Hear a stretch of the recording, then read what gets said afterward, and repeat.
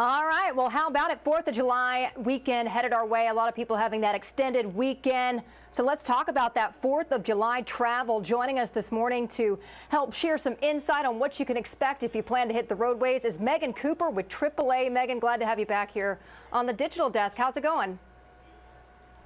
Good morning, and I'm happy to be back. Well, glad to have you on. I guess let's get started and talk about, from what I understand, a lot of people plan to get out and about this weekend. Yeah, so we are expecting a record number of travelers over the holiday weekend, and this is both nationwide and here in Tennessee. So it doesn't matter if you're flying, driving, taking a cruise, it's going to be busy. So we know that roads are going to be busy, those TSA lines are going to be busy, and if you're going to any sort of attraction, you can expect those lines and really everything to be busy over the holiday weekend. And I know from my experience recently traveling abroad, it's tough flying these days. I've seen a lot of people experiencing delays, and so of course a lot of people need to be prepared for that. But I know this particular weekend, it seems like a lot of people hitting the road. They try to find a place to go enjoy some time outside, maybe a lake, the swimming pool. And so I guess, what are some of the best and worst times for people to maybe go ahead and start that road trip? Yeah, so taking a look at when people are driving, by far the busiest day that we're expecting on the roads is Friday, June 30th. Um, and for the most part, that's all day. We're expecting that congestion. So if you do not have to travel on Friday, maybe try to rearrange your schedule so you're not traveling on that day. If you do have to travel on Friday, we really suggest for you to get an early head start, so leave earlier in the morning or leave later in the evening, just to avoid that congestion. If you are taking a road trip, still keep in mind if you're traveling through some of those major metro areas, just to keep in mind things like rush hour and some of those normal congestion times as well, because we want you to spend as much time as you can at your destination and the least time possible sitting in traffic and actually getting to that destination.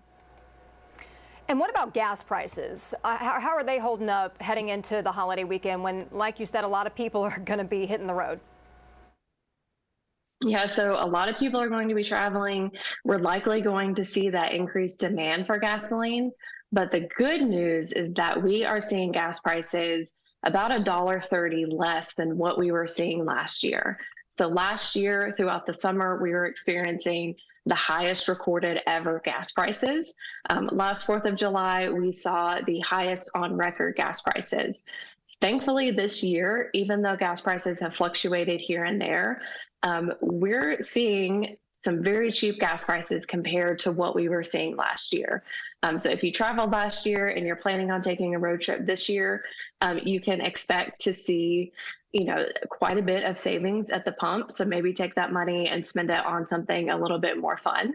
But for the most part, gas prices are looking pretty good for the holiday weekend. We can expect to see those gas prices fluctuate, but for the most part, even if you're traveling across the country, for the most part, gas prices are looking pretty good for the holiday weekend.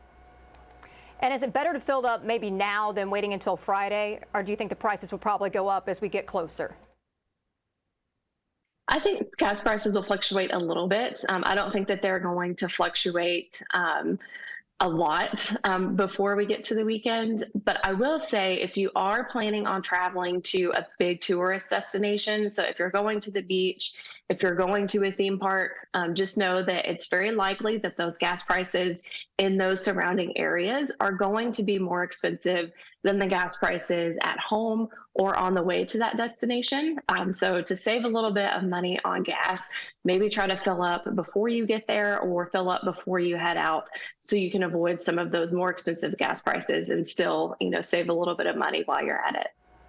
Try to plan those stops. Well, what about things you can do to maybe prevent yourself from getting stuck on the side of the road with some kind of car problem?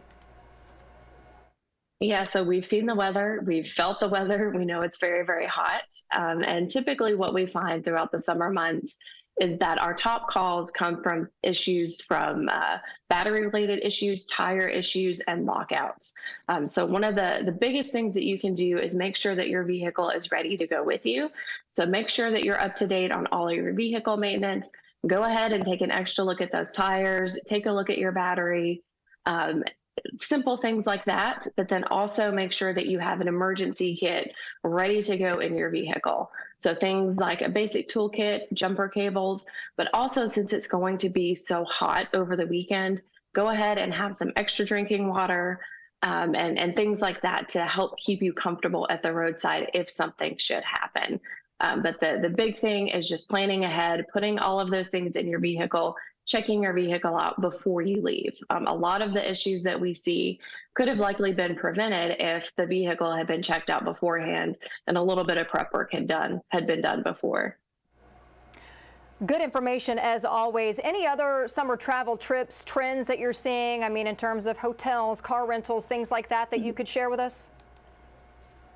So the overall trend that we're seeing for the summer is that people are getting out and traveling, and we are expecting the summer to be very, very busy. We're seeing more bookings come in. Cruises are very popular. International travel is very popular. We're still seeing some of that pent-up demand really being unleashed in the travel market. So hotels are going to be busy. Cruises are going to be at capacity. So the biggest thing is if you're planning a trip later in the summer or even later in the year, if you haven't booked that trip yet or you haven't fully finalized it yet, I would strongly suggest for you to go ahead and book that trip or go ahead and start planning that trip. Just because we're expecting so many people to be traveling, you really want to make sure that you're getting the trip that you want, and that this year seems to come from booking a little bit earlier so you can get that flexibility, but also find, all of those discounts that are available. And I will tell you, I am one of those people that has been traveling internationally, just went to Greece not too long ago. And I am going to say that I took your advice when you said pack a carry-on. So I was able to master the skill like you have, and you've told us in the past when we've talked to you here on the digital desk. Do you have any big plans for 4th of July? Are you going to be getting out and about? No, we actually grew up in Middle Tennessee, and so there's a little town called Smithville that has a 4th of July jamboree every year. So we're planning on taking the family out. I have an 18-month-old, so we're starting those traditions with her and taking her back home and showing her what it was like to grow up where her parents grew up. That's awesome. And making those family traditions, that's so much fun. And I know you're going to probably have a blast this weekend. And getting to share that with your little one is even more special. Well, Megan Cooper with AAA, we love having you on the digital desk. You're always bringing that great information, and you have a really good weekend, and stay safe. Thank you. You too.